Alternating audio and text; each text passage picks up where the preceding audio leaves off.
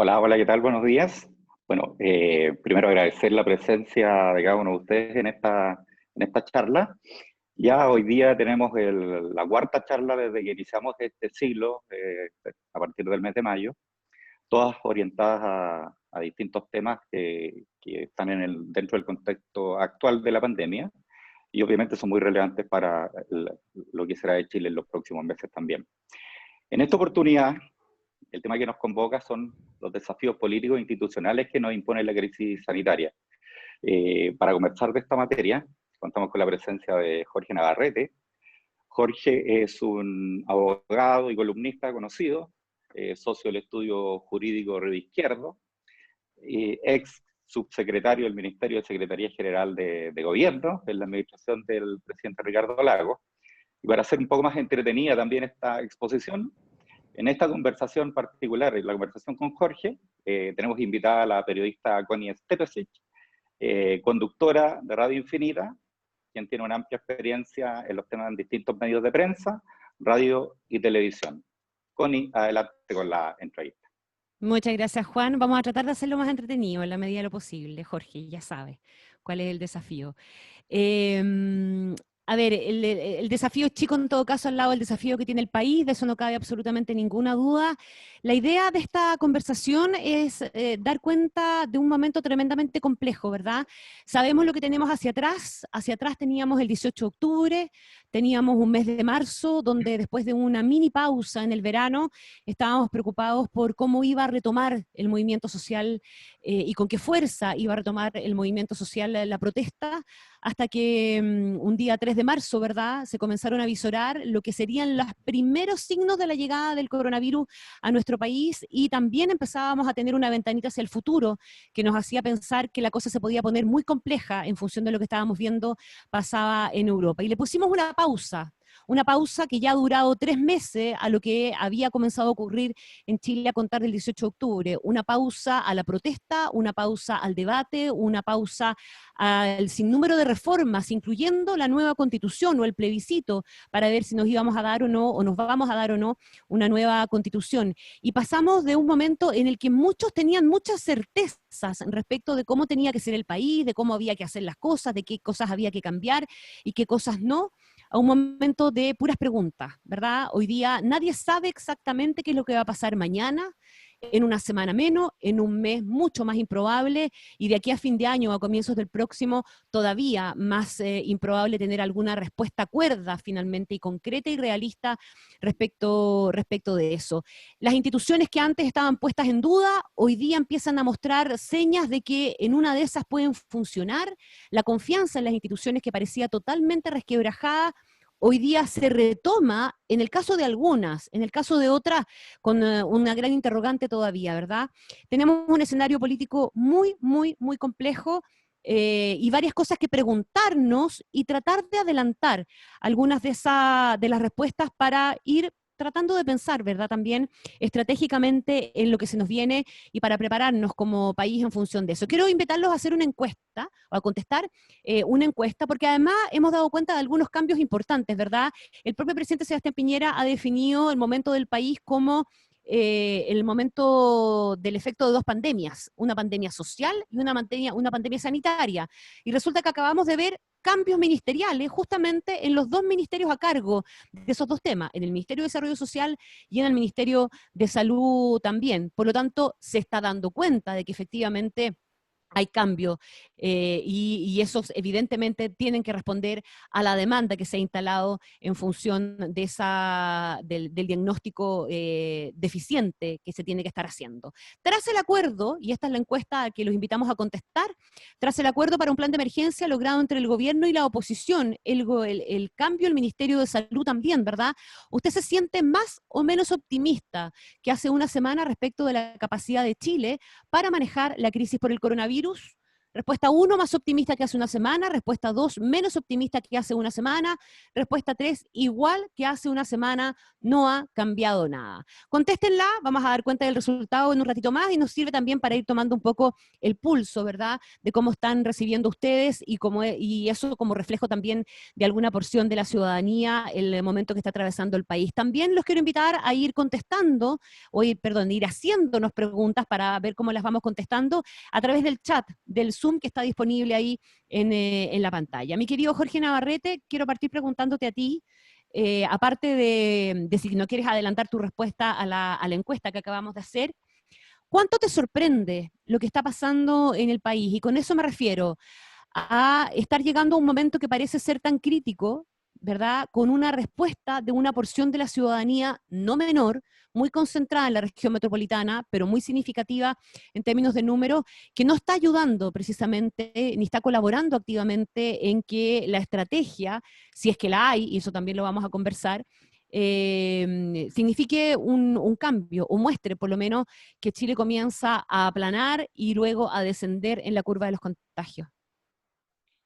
Bueno, primero que nada, muy buenos días. Agradecer a Colbún, agradecerte a ti, Connie, la posibilidad de tener esta conversación contigo y a través tuyo con muchas de las personas que nos están escuchando.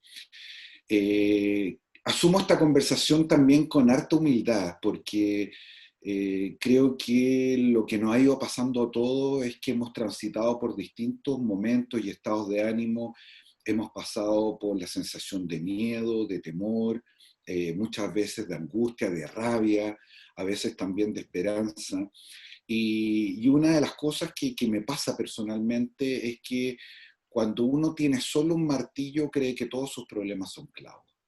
Y lo que hemos escuchado mucho son sentencias definitivas o explicaciones que reconducen todo a una sola causa, sea política, económica, académica, cultural, ideológica.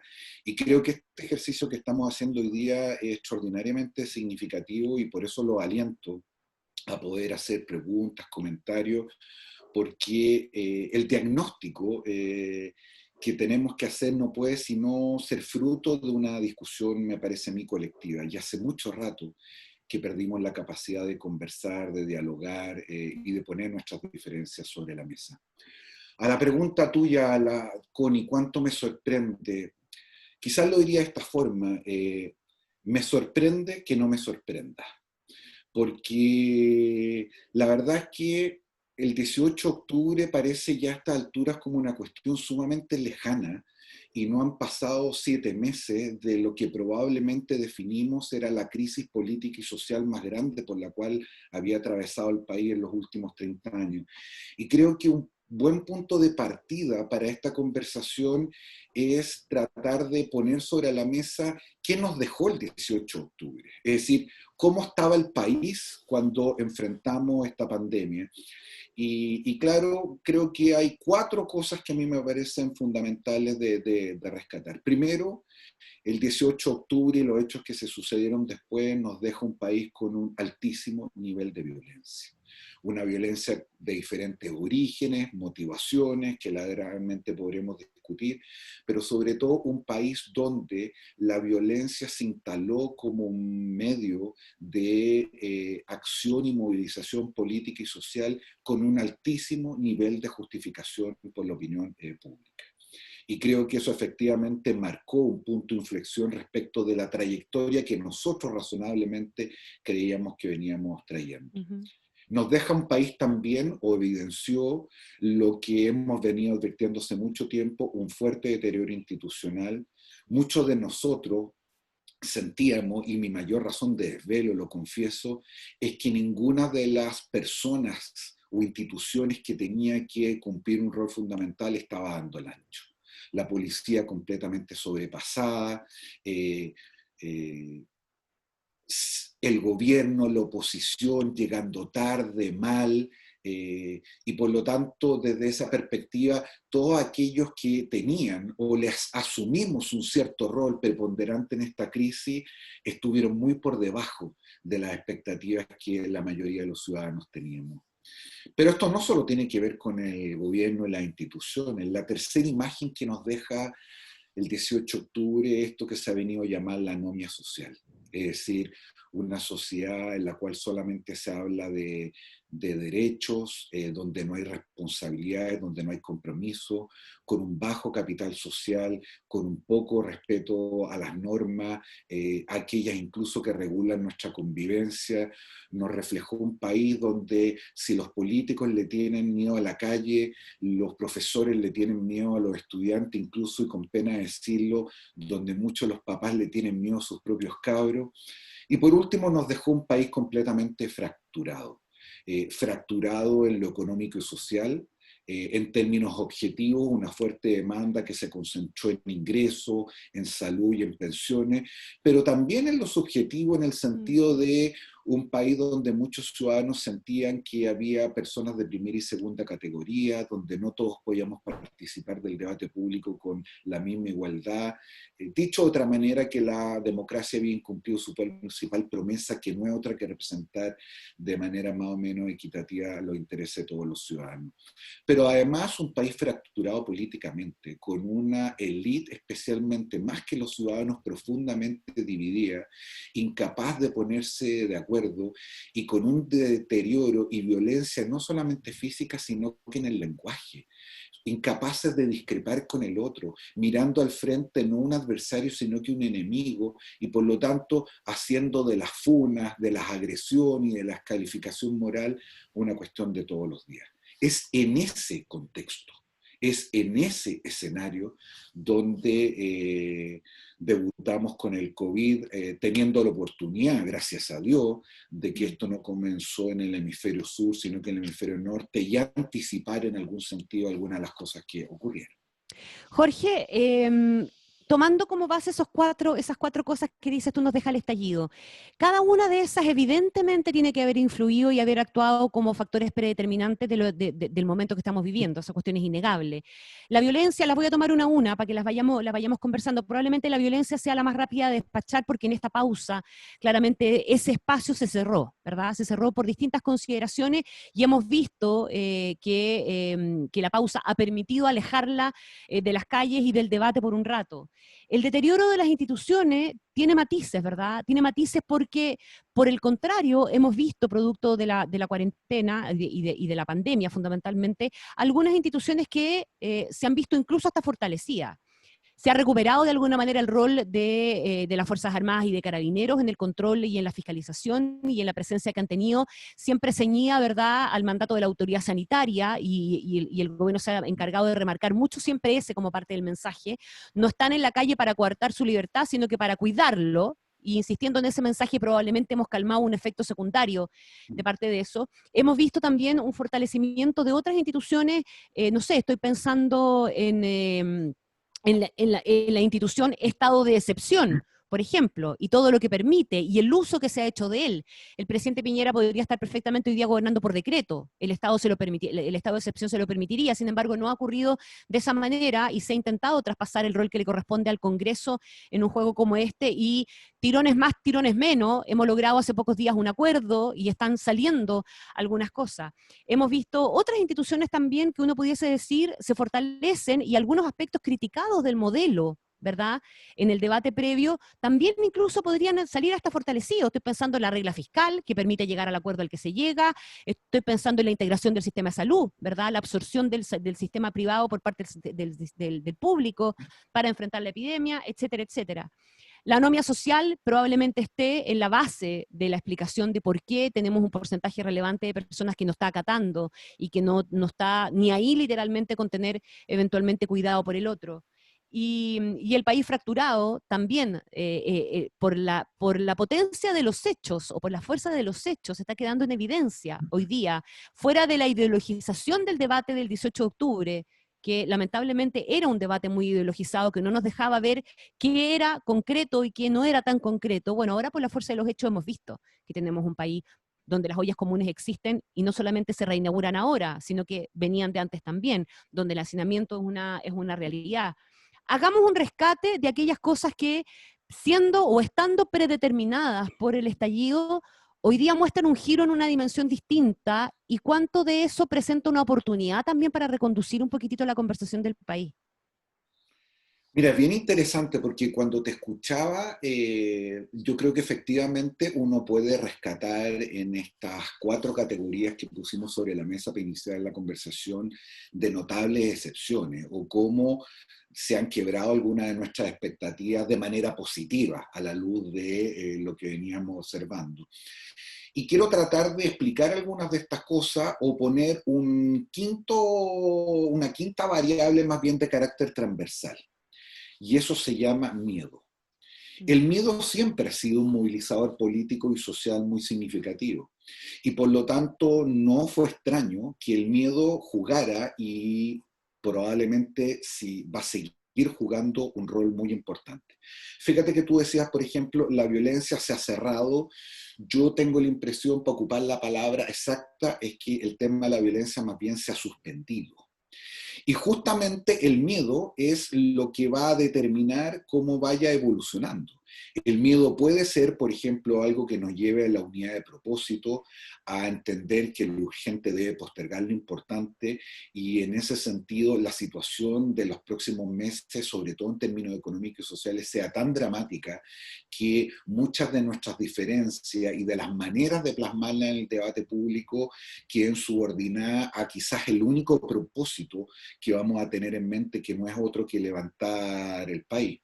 Pero podría también ocurrir que el miedo, en un escenario de mayor angustia, de desesperación, especialmente por gente que lo está pasando muy mal y frente a esta debilidad institucional que declaramos, fuera una fuente de desborde total, y que nos hiciera mirar el 18 de octubre como un simple aperitivo respecto a lo que viene. Y yo creo que quizás esa es de las preguntas más difíciles de contestar. Totalmente. Y la que ha sido también fuente de nuestras preocupaciones. Claro, tú tienes toda la razón, hay una mayor revalorización del rol de carabinero, de las Fuerzas Armadas, pero nuevamente el factor miedo cumple un rol muy significativo, sobre todo del disciplinamiento. Tenemos casi la necesidad, más que la convicción, la obligación de subordinarnos, de ponernos detrás de una autoridad.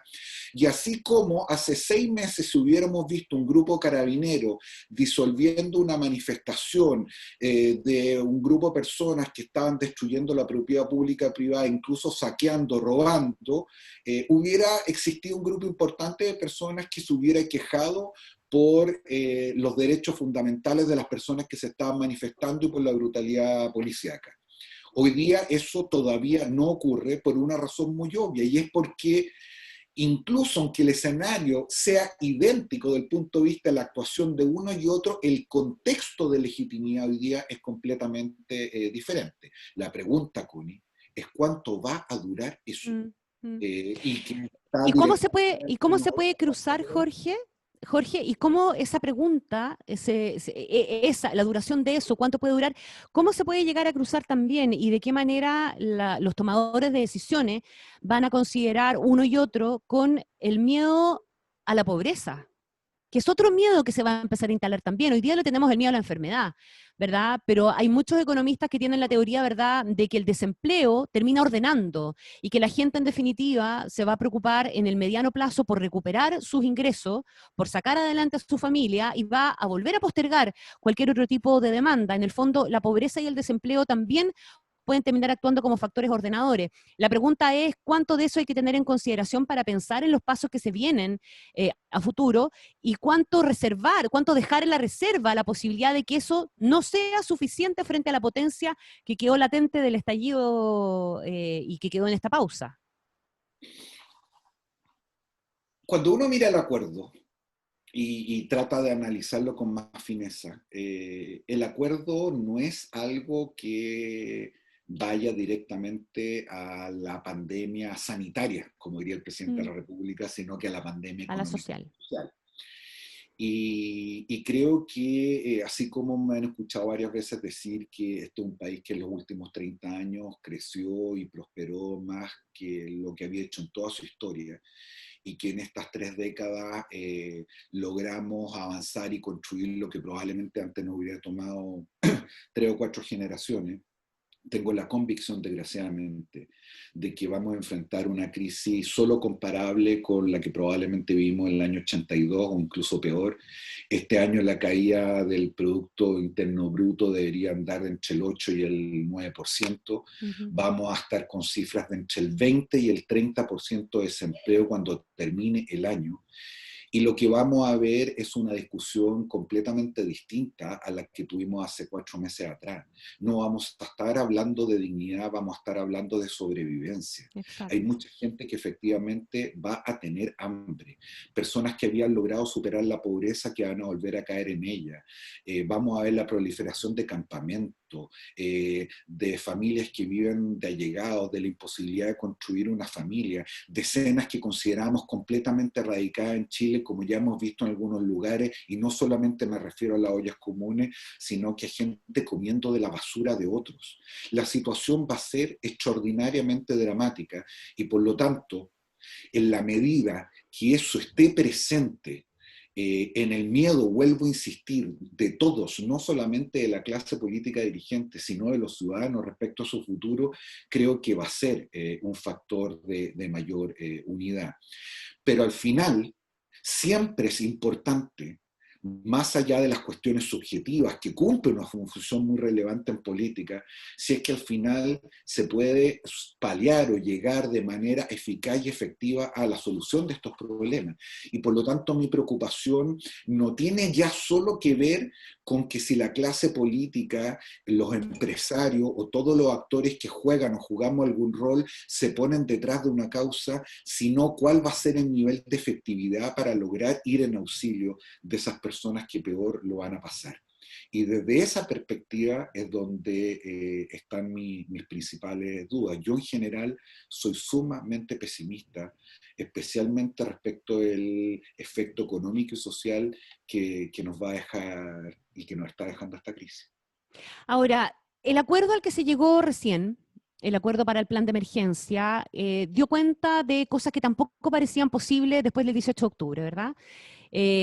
Porque en alguna medida la emergencia, el miedo y la conciencia y la preocupación de muchos respecto de lo que va a empezar a pasar en el cortísimo plazo con el desempleo, con el hambre, con la pobreza, etcétera, es un factor ordenador además también, ¿cierto? Ordena y de alguna manera desideologiza la discusión. Y me hago cargo de algunas de las preguntas que nos están llegando, ¿verdad? Porque en los últimos años habíamos visto muy desprestigiada la técnica. Los técnicos habían salido de la ecuación y en esta oportunidad fueron los técnicos los que propiciaron finalmente y abrieron la puerta para que los políticos se sentaran y llegaran, en definitiva, a los acuerdos a los que al final del día llegaron.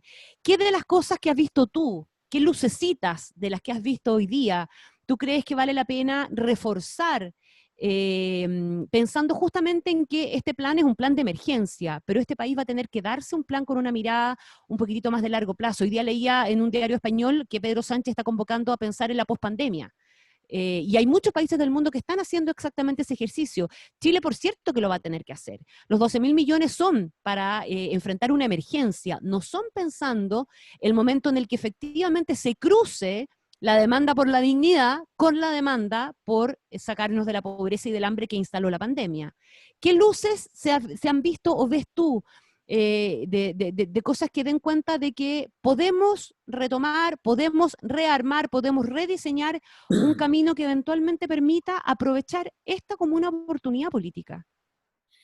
A ver, No la digo, primera, no digo, oye, o sea, somos mandados a hacer para generar crisis de las oportunidades también, ¿verdad?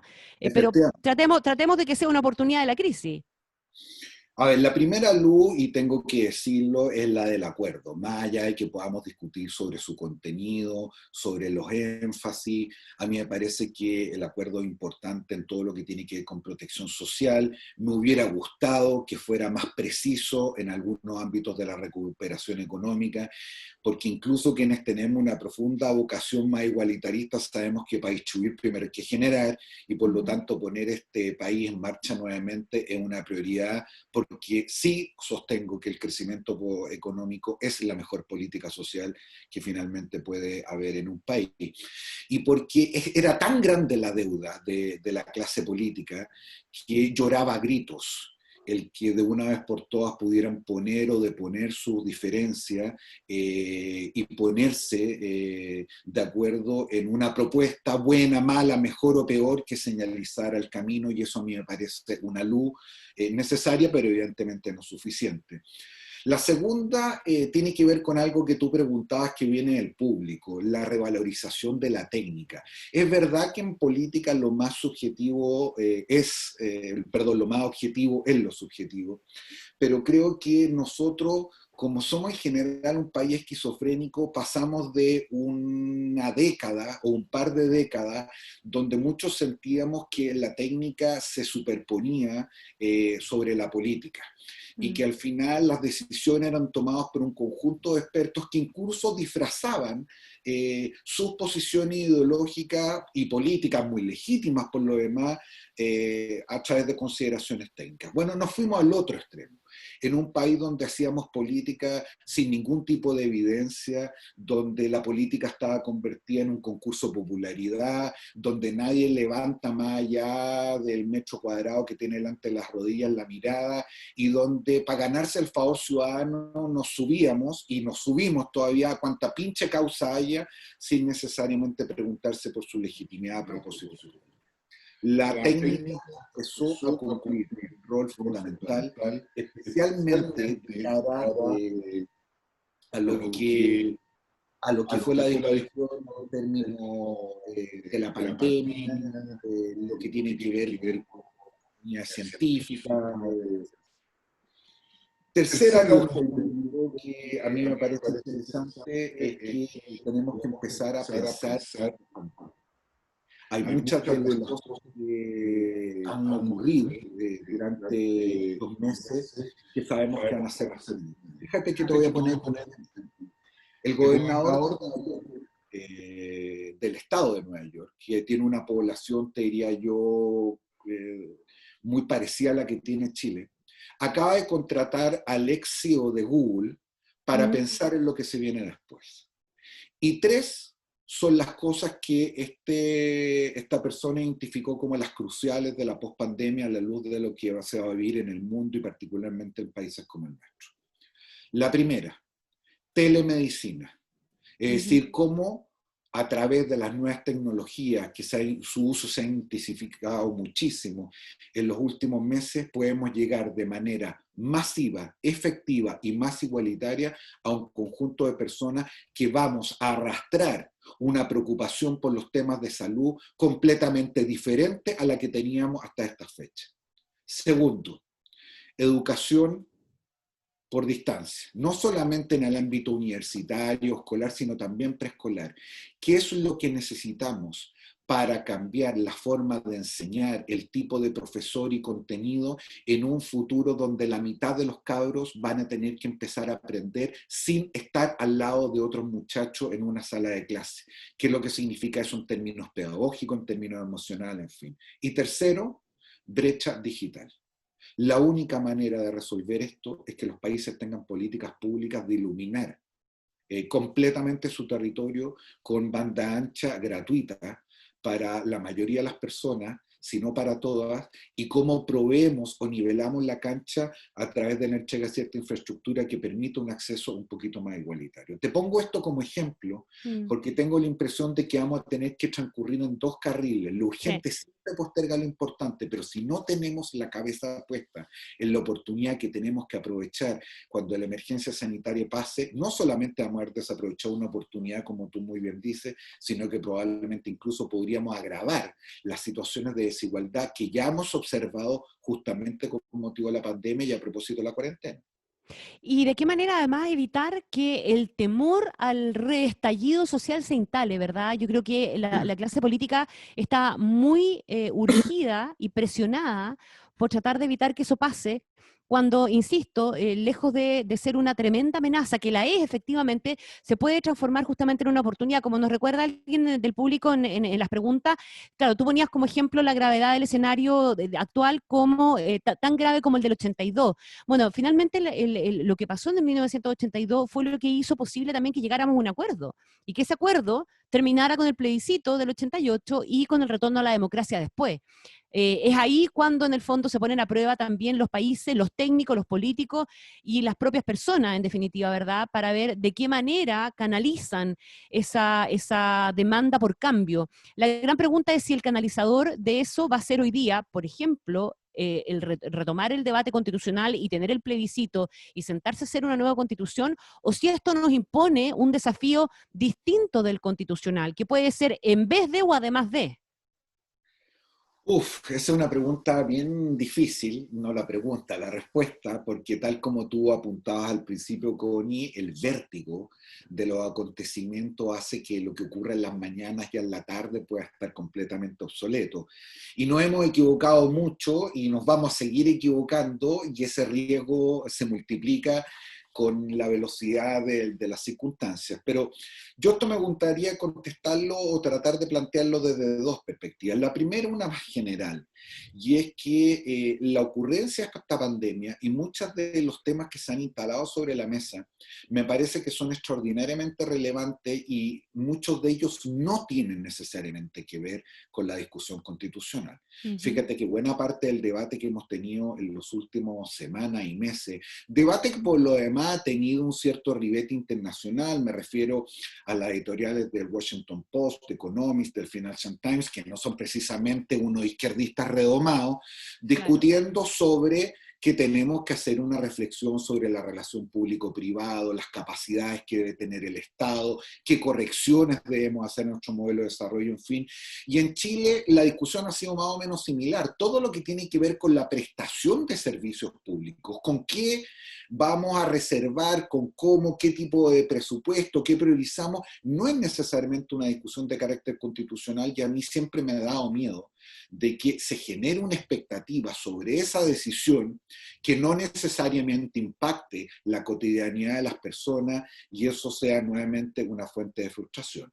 De hecho, solo un paréntesis, Jorge, en esa dimensión hemos visto, ¿verdad?, a un sistema público hacerse del sistema privado, integrarlo y dominar la conversación en el fondo. Cosa que probablemente podría haber sido impensada, y más de alguien podría haber dicho que no teníamos herramientas disponibles para hacer una cosa de esa envergadura. Efectivamente, esa es la manera, y tienes toda la razón, estricta, y yo te diría no quiero decir pesimista, pero autoritaria de verlo. Y déjame ponerlo en una perspectiva diferente. De las cosas que fueron súper importantes desde que se recuperó la democracia, específicamente para la prosperidad del país, fue esto que hemos llamado la alianza pública-privada. El Estado se vio en la necesidad de encontrar un socio para poder multiplicar el efecto de muchas de las decisiones que estaba tomando y poder llegar a un conjunto de personas que en otras circunstancias no hubiera llegado. Y así se dio una alianza y una sociedad en el ámbito de la infraestructura, en el ámbito de la salud, en el ámbito de la educación y su misión. Y en alguna parte de ese tránsito, por distintas razones que podríamos discutir, esa alianza o esa sociedad se quebró. Yo lo que he visto nuevamente como una oportunidad, claro, es una revalorización de las capacidades del Estado, pero también es una esperanza respecto de que esa alianza no solamente tiene vitalidad, sino que puede ser extremadamente virtuosa siempre y cuando nos pongamos de acuerdo en bajo qué condiciones la queremos reeditar. Y por lo tanto, lo que me llena de más optimismo es que la política es una cuestión demasiado importante para dejársela solo a los políticos profesionales. Y creo que hemos entendido nos hemos dado cuenta de que era una tontera o francamente una estupidez creer que, como en algún minuto creímos, que la política discurría como en piloto automático mientras nosotros podíamos desarrollarnos en términos personales y profesionales como si eso fuera independiente. Ha habido un mayor compromiso, no solamente del Estado, de sus funcionarios, del sector privado, de las empresas, de las organizaciones de la sociedad civil, de las personas, un mayor compromiso respecto del destino del país. Y eso hoy día tiene una manifestación muy propia en la emergencia, pero también tiene una manifestación, o debería tener una manifestación en los procesos electorales, para ahora tratar de contestar la segunda parte de tu pregunta.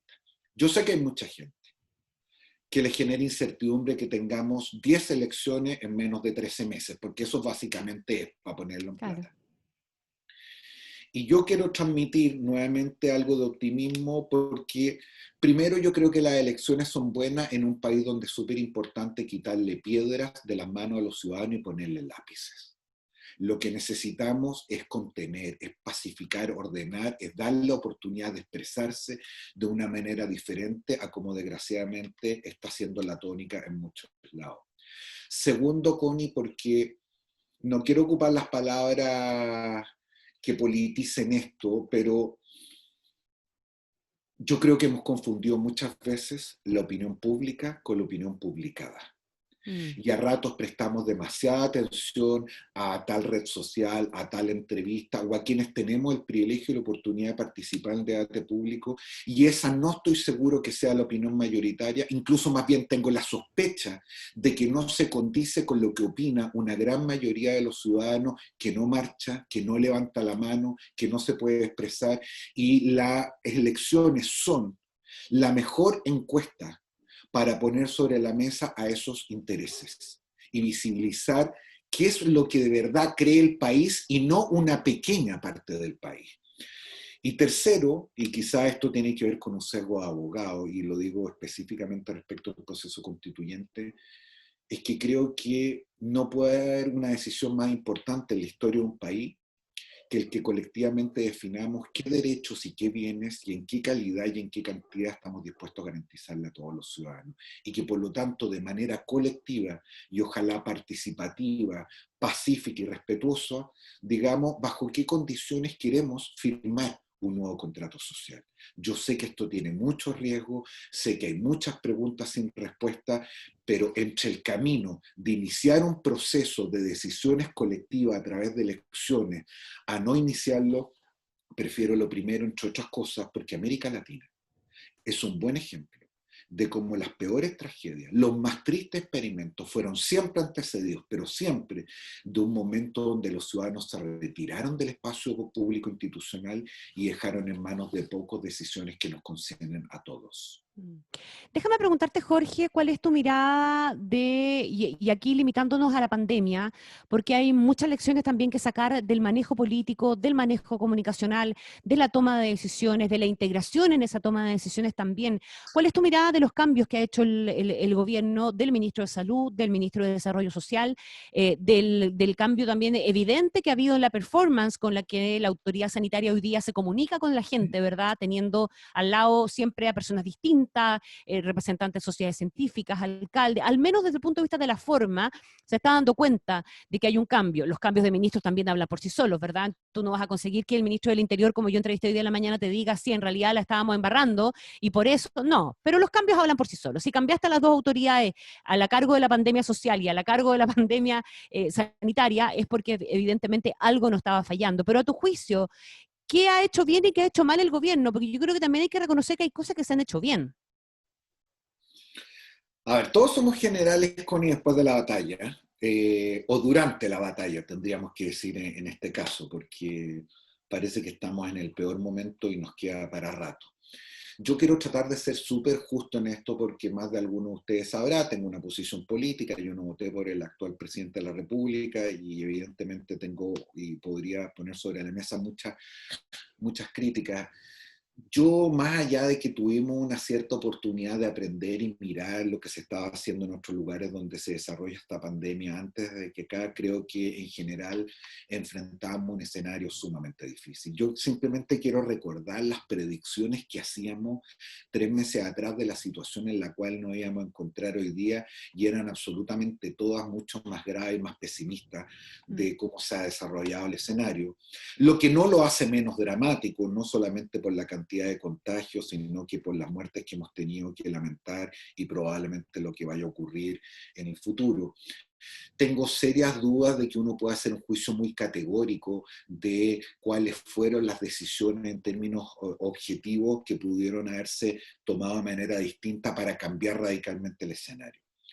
Pero como decía hace un rato en política, lo más objetivo y lo subjetivo, yo creo que el gobierno sí cometió 3 errores que tienen que ver con el cambio que acaba de hacer hoy día. El primer error, y eso ha sido una tónica en esta administración, en todas, pero especialmente en esta, es que sembró una expectativa inicial completamente desmedida, que tarde o temprano se iba a defraudar. Yo todavía recuerdo cuando el presidente de la República decía que lo íbamos a hacer mucho mejor que Italia, o que el ministro o exministro Manelit decía que estaba cansado de las tantas felicitaciones que le llegaban de afuera, y eso evidentemente va transmitiendo una cierta expectativa y esperanza que a la luz de los contagios y las muertes hoy día no se condice y evidentemente entre más alto se cae más fuerte y esto no ocurrió una vez más. Ujú. Yo creo que el gran segundo error del gobierno es que intentó tempranamente capitalizar o mostrar el éxito de, como dicen ustedes con los periodistas, una noticia que estaba recién en desarrollo.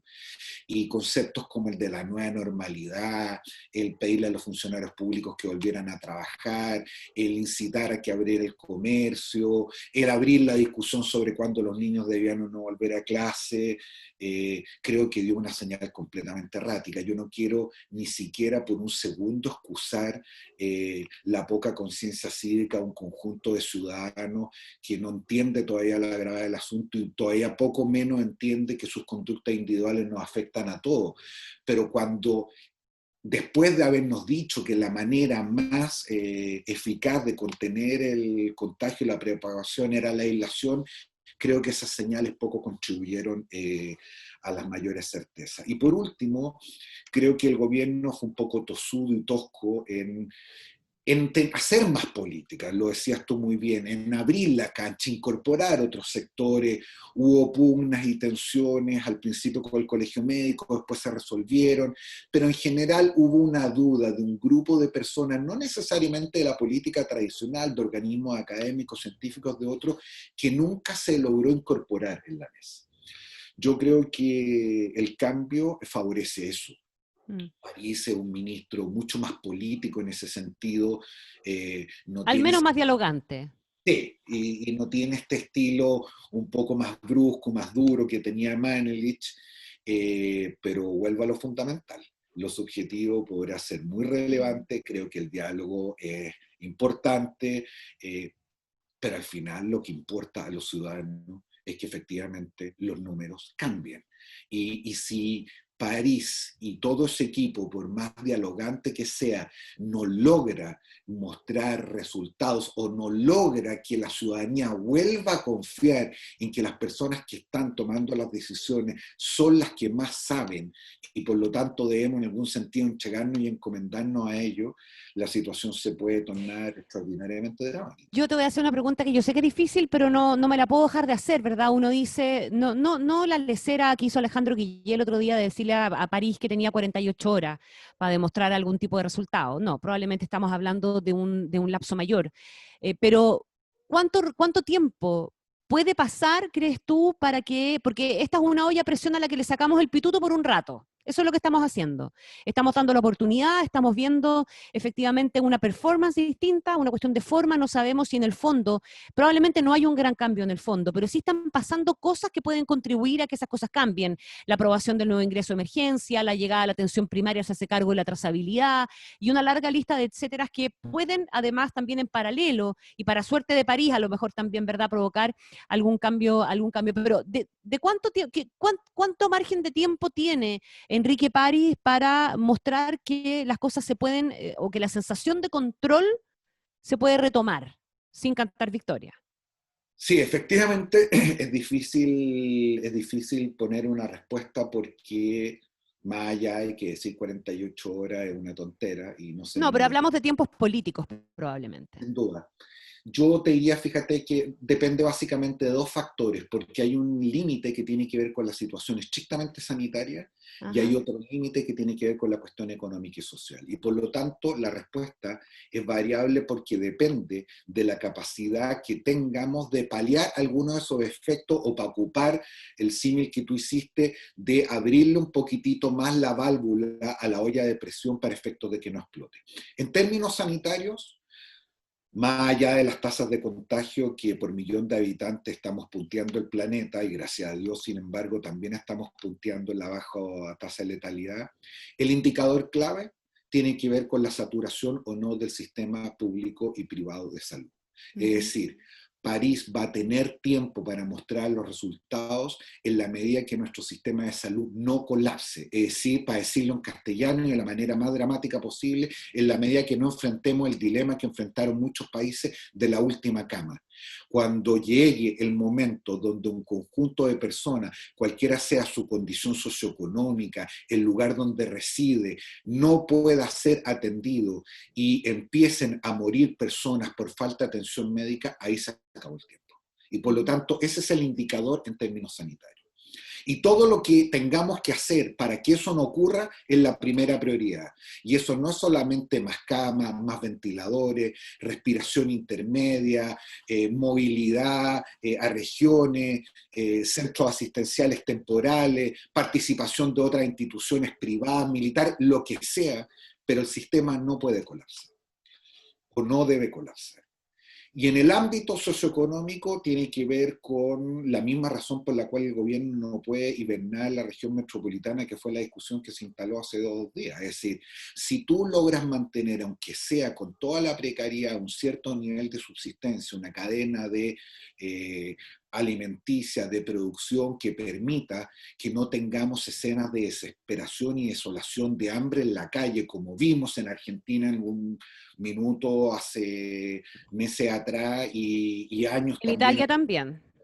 en Italia y otros, y por lo tanto el acuerdo económico aquí es fundamental, pero no es el acuerdo, no es la firma, es que se materialice ahora y ya, porque mi miedo es que el miedo, valga la redundancia, se le place rápidamente a la clase política y empecemos o con la letra chica o fragmentando los proyectos para aprobar unos sí u otros no, o interpretando de mala fe lo que suscribimos hace 2 o 3 semanas atrás. La verdadera prueba de la clase política es aprobar esto ahora ya y que empiece a llegar a las personas en los próximos 20, 30 días, porque eso es lo que nos va a permitir, al igual que en el ámbito sanitario, ganar tiempo en el ámbito económico y social y que la olla no reviente. Preguntábamos al comienzo, les hacíamos una encuesta, ¿verdad? Si luego del acuerdo para el plan de emergencia, ustedes se sentían más optimistas que hace una semana, menos optimistas que hace una semana o igual que hace una semana, porque en definitiva no ha cambiado nada. Aquí estamos viendo en pantalla las respuestas, ¿no? La verdad es que es bien parejo, ¿ah? Gana el igual, pero hay un poquitito de, está bien repartido. Igual que hace una semana no ha cambiado nada, tiene un 43%, el más optimista un 31% y menos optimista que hace una semana un 26%. Uno pudiese concluir que hay un beneficio de la duda, Jorge, ¿no? En definitiva, y yo creo que es un poquitito lo que nos pasa a todos, en esta conversación también lo estamos develando. Hay un beneficio de la duda, le estamos dando tiempo, reconocemos que se saca o se levanta un poquito el pituto de la olla a presión, pero también hay plazos que en algún momento se van a tener que comenzar a imponer por la fuerza de los hechos y eso tiene que ver lamentablemente con los esquivos números, pero esos números van a tener que seguir siendo acompañados de un diálogo, de una convocatoria a la gente para que entienda que su contribución en esto, eso de que la vacuna eres tú, es una parte bien sustantiva de lo que se venga de aquí en adelante. Déjame insistir en una pregunta respecto de la estrategia y que tiene que ver también con los temas de control o de cuánto más habría, crees tú, podido hacer el Ejecutivo y a lo mejor el Legislativo también para tratar de incluso pensando en restringir libertades, ¿verdad? Que es un hecho que viene de la mano de cualquier determinación que tú tomes al momento de dictar una cuarentena. Eso ya es de por sí una restricción de libertades. El toque de queda también es una restricción de libertades declarada, ¿verdad? Expresa y manifiesta. Las limitaciones de los cordones sanitarios también lo son. Pero ¿no nos habrá pasado en algún momento que fuimos muy cuidadosos, eventualmente muy garantistas en definitiva, y que deberíamos haber sido un poquitito más firmes en un momento tan crítico en el cuidado para que nadie se fuera a sentir efectivamente pasado a llevar y que faltó un poquitito de esa fuerza en el inicio? Puede ser nuevamente con el pudor propio que da siempre opinar respecto de estos temas con posterioridad. Como decía mi abuelito, siempre es mejor ponerse colorado una vez que varias veces amarillo, y ahora, claro, en la perspectiva puede ser que de haber adoptado de manera más temprana y con más severidad algunas medidas, las cosas hubieran cambiado. Pienso, por ejemplo, en Nueva Zelanda, que es el ejemplo que siempre se pone sobre la mesa. Claro, decretaron una invernación total de un mes y medio, el Producto Interno Bruto les cayó casi 40%. Es un país que tiene espaldas para hacer eso, nosotros no. Pero creo que la limitación, fíjate, no tiene que ver con la cuestión económica, sino que tiene que ver con, al final, el tema de la confianza. Esto lo hemos discutido largamente en otras ocasiones, Connie. Los abogados sabemos mejor que nadie que las razones por las cuales las personas obedecen las normas tienen mucho menos que ver con el miedo de la sanción, sino más bien con la legitimidad que le asigna a las mismas y la conciencia o la comprensión de que esas son normas que van en beneficio de todos y que van a ser respetadas por todos. Tú me has escuchado más de alguna de esta metáfora, pero la voy a repetir aquí. Quienes nos están escuchando enfrentan una luz verde. ¿Por qué pasan? No pasan porque hagan el ejercicio racional de quién está enfrente de una luz roja, y si se pasa una luz roja, un carabinero le podría sacar un parte. Uno pasa porque hay un pacto básico, casi civilizatorio, en el cual incluso uno entrega la seguridad a sus seres queridos, y ese pacto dice, luz verde se pasa, luz roja se para. Eso se llama confianza social. Y cuando eso se deteriora, no hay autoridad, no hay amenaza y no hay sanción que pueda sobreponerse. Si un día, para seguir con la metáfora, nos volviéramos todos locos y decidiéramos no respetar las luces rojas, no habría carabineros posibles que pudieran sancionarnos a todos. O dicho de otra manera, piensen cómo sería nuestra vida si es que ustedes van en un auto y cada vez que enfrenta una luz verde tuvieran el miedo de que el que está al frente no va a parar en la luz roja, cuando van acompañados de sus hijos, de su mujer, de sus maridos, sus amigos, etc. El problema que tenemos, y quizás la razón por la cual incluso si hubiera sido más drástico al inicio, es que es tal la caída de la confianza que existe, no solamente respecto a las instituciones, sino sobre nosotros mismos, sobre el capital social que tenemos, que probablemente, incluso dicen algunos, hubiéramos quedado en el peor de los caminos, que es haber puesto sobre la mesa una decisión, habiendo visto de manera flagrante cómo se incumplía y por lo tanto deslegitimando lo poco de autoridad que le venían quedando al gobierno y a las fuerzas policiales y militares a la luz de lo que había ocurrido el 18 de octubre. Estoy de acuerdo, y además hubiera cerrado el camino a poder profundizar un poquitito más allá también, o haber ido haciendo la restricción en escalada, en el fondo. Por eso cuando el ministro de Defensa sale ayer muy enérgico a decir que va a haber hasta 5 años de cárcel a quienes incumplan, yo entiendo lo que hay detrás.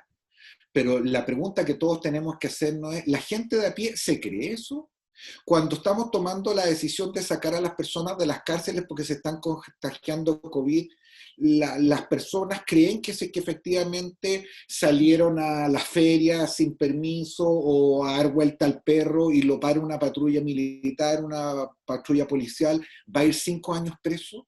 Es decir, puede ser que sí, pero lo que estoy absolutamente convencido es que eso no está en el sustrato de la mayoría de las personas respecto a la expectativa del comportamiento de la autoridad. Y es eso lo relevante ahora. Por eso siempre he dicho que, claro, es súper fácil disparar contra la clase política, el gobierno, la oposición, pero al final o salimos de esta juntos o no vamos a salir. Y por lo tanto... la vacuna eres tú, o otras campañas que apelan a las decisiones colectivas y cómo nosotros tenemos que hacernos responsables de nuestro propio destino y no siempre ponérselo o reclamárselo a otro, es parte clave de lo que viene por delante. Jorge, déjame preguntarte, tú hablaste de la política también, ¿verdad? Pero pongamos un poquito la lupa sobre los políticos y los partidos políticos y el rol de la oposición. Hemos escuchado quejas, ¿verdad?, de que la oposición ha sido poco proactiva, que ha sido obstruccionista a ratos también, pero también muestras de lo contrario. El acuerdo, de hecho, marca una pauta en sentido contrario. Ayer vimos también, de hecho, algunos senadores de la oposición votar en contra de la admisibilidad del proyecto del postnatal, en algo que podría haber sido perfectamente una tentación en la que cayó, por ejemplo, Manuel José Sandón, del oficialismo, dando cabida a una iniciativa que es claramente inconstitucional. ¿Cómo evalúas tú en esa dimensión el rol de la política, de los políticos, de los partidos, de los parlamentarios y de los dos bloques, oficialismo por una parte y oposición por la otra? A ver, toda generalización por definición es siempre bien injusta. Desgraciadamente uno no tiene la oportunidad de poder hacer esto de manera individual. Yo venía y sigo arrastrando una opinión más bien pesimista respecto del comportamiento de la clase política.